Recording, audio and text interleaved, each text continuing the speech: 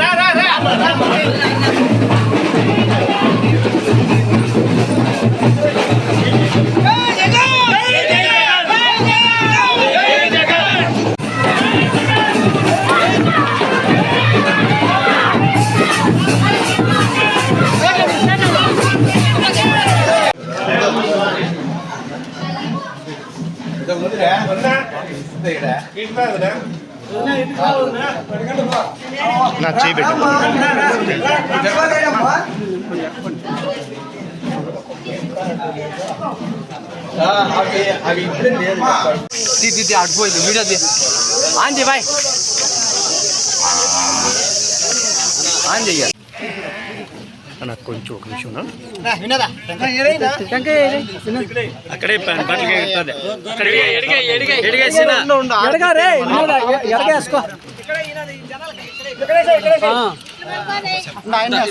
అక్కడే